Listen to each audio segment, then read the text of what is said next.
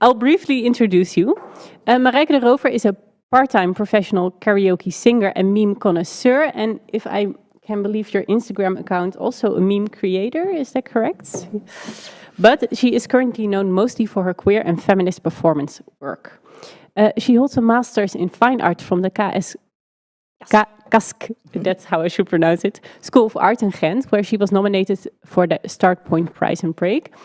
And in her artwork, she deals with questions regarding the nuclear family, feminism, motherhood, ethics of reproduction, and love. Very, how do you say, fitting to today's and to the festival. Romance and compulsory heteronormativity under late capitalism. Her work has been on show in a large number of international art spaces, and your work is also quite visible at the IMPAKT Festival. You were the opening performance, and you were part of a panel, and tomorrow there will be also another performance by you. So I'm happy to talk a bit more about that with you. But first, I would like just to ask, how have the last days been? Have you had nice conversation? How did the performance go? Tell me more about it. No, the last day has been amazing. I haven't really been part of like a festival like this, and it's amazing to meet so many people, because I think like when you go to panels together and watch things together, it's much easier to connect with people, and because you immediately have something to talk about. And there was a wide variety of topics that have been addressed, and all different types of viewpoints, from like cis hetero white men to queer people of color. I've seen many good things. I was just telling, like, I just came out of the Melanie Bonayo screening, the Night Soil, and I saw it already 2 times before, but always on a date with another person. It was really nice to be there now. By myself. By yourself, to really focus. Yeah, that sounds good. And then I'd like to ask a bit of a broader question, because the theme is modern love, and I'm very curious if you would, because we of course have the performance, I think that's very much a commentary on that, but if you would describe it in words, what is your view on modern love today? I think well, like, it's easier for me to start like with the last thing, or one of the last things I've seen. Like, so we had this Adam and Eve like presentation, and I think for me it's really important to think about love in on a very broad spectrum, like not in like this division of categories where there is romantic love, there is friendly love, there's family love, and that there is some sort of a hierarchy between those things. For me, I think what I want, or how I see modern love, for me the goal is to have as the standard setting, engaging with people and engaging with the world, it's love. So there is an interest and openness towards the other person, and then of course it can get more intense or it can get less intense. But sometimes I struggle with people, or I struggle when we talk about love and talk about romantic love as like the ultimate most goal, pure, the ultimate goal. Like, we have to reach something, we have to be in a relationship, we have to get married, or which for me isn't the case. I'm also not sure whether I believe in either monogamy or polyamory or any other relation. I'm more interested in the idea of relationship anarchy, like how do also female friendships work, how do people live together with their chosen families, how do people raise children together outside of this nuclear family model.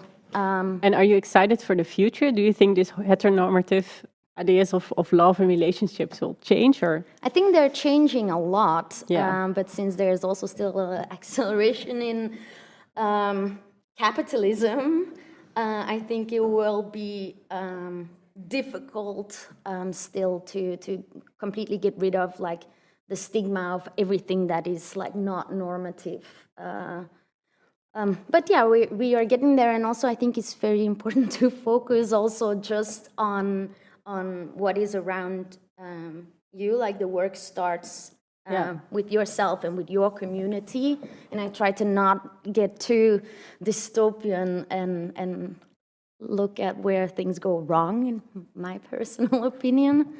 No, and I think also we like, yeah, it comes and goes also. I mean, in different cultures, like there's matriarchies, and like there's different types of love. Also the Greek had like, what is it, like eros, agape, phili, like there is different times, different cultures, different people who already approach love in a different way, and I don't see that changing. It makes me so fucking excited to hear people like Melanie and the people from Skinship talk today and see how they are like love anarchists and do things their own way, love in their own way, like non-apologetic.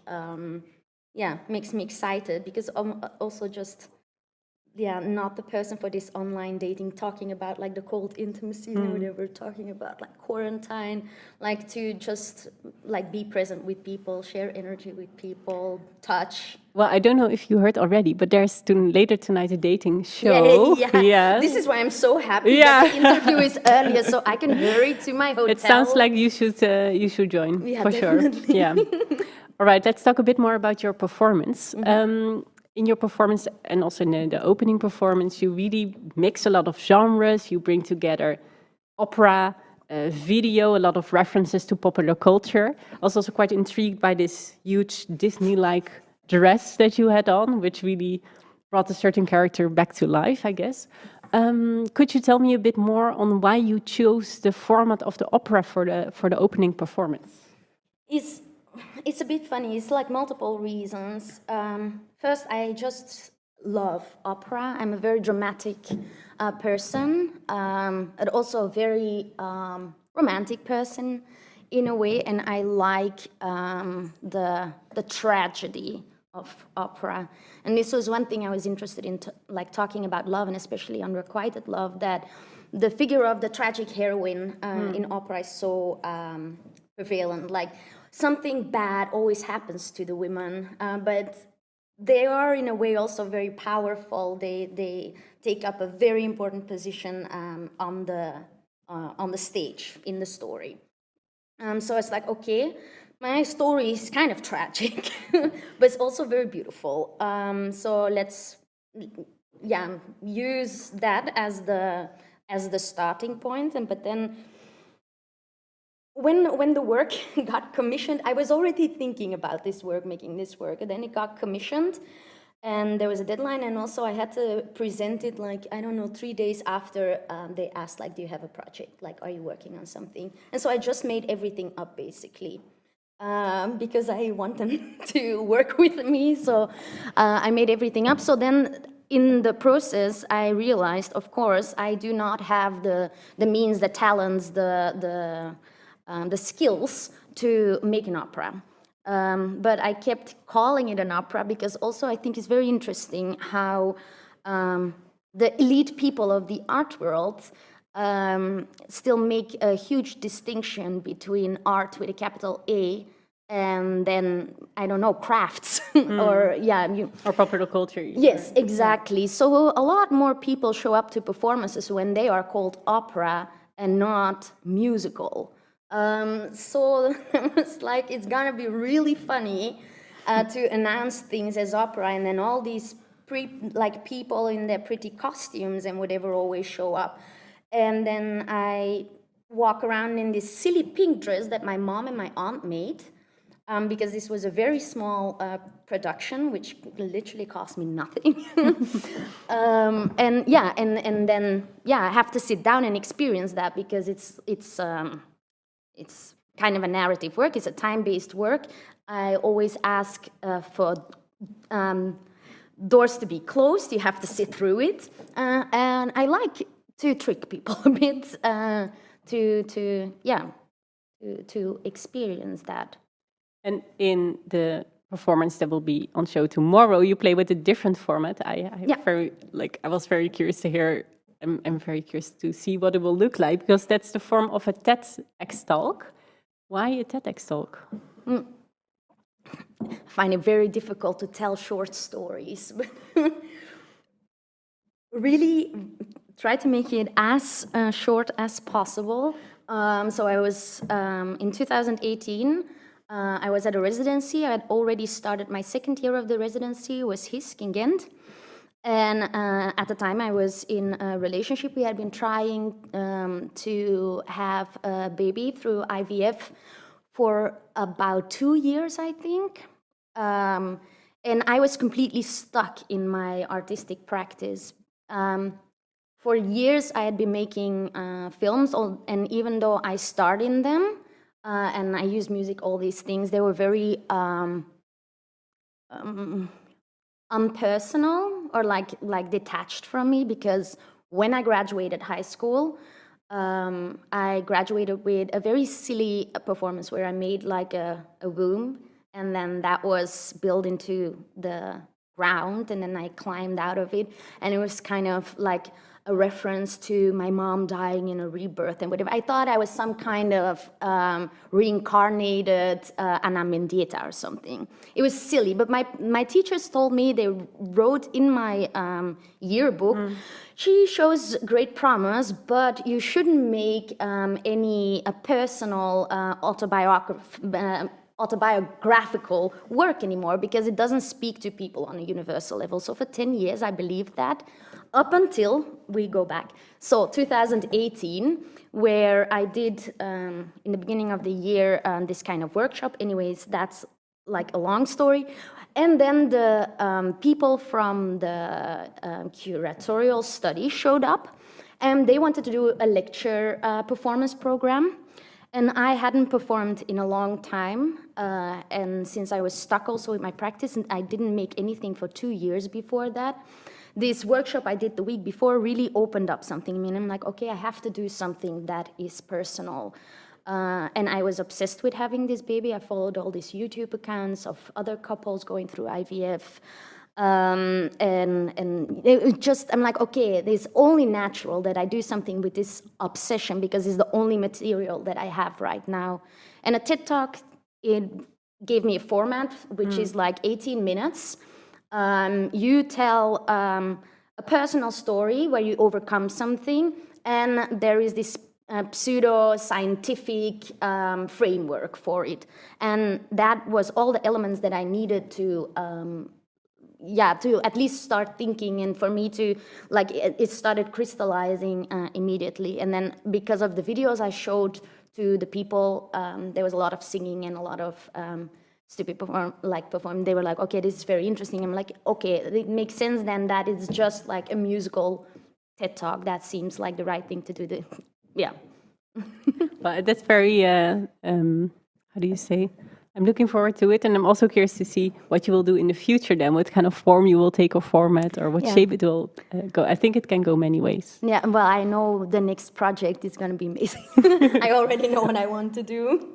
Can you? A little, I want to, like, so in America you have these extreme haunted houses, which basically, like, it's participatory performance where there's, instead of walking through something, you also like get touched. Some people get waterboarded, put in cages. Very extreme. Very extreme. But my idea was to do not that extreme, but do an extreme haunted house, which would be a participatory performance where like 3-4 people that I select are part as audience of the performance and working with actors. And it would be about like witch hunts and witch trials, because I want to talk from a more Marxist point of view and combine that with like what like I do in the Eggcelent Adventures. What does it mean, like sexual deviances for women, and like being unmarried, having sex outside of marriage. Yes. Well, that sounds very promising. We have still a lot to talk about more. But people, please go watch the performance tomorrow. Thank you so much for joining us today. Thank you. And next up is panel called #BlackGirlMagic, Janelle Monáe's Queer Afrofuturism. The panel is a performative lecture with Dan Hessler-Forrest, Rich, and Tanisha Simons. And you might know the work from Janelle Monáe from her music, her videos, or the vagina pants that she wore in the Pink video. Those were pretty cool. And I can very much imagine that today's performance are very much inspired by her. So what we will see today is this performance lecture in which three people, Dan Hessler-Forrest, Rich, and Tanisha Simons, will discuss the artistic vocabulary of Janelle Monáe in the context of the Afrofuturist tradition. The performance lecture will have a particular focus on the way in which anti-racist creative production is combined with sexuality, love, and desire. Please enjoy the panel.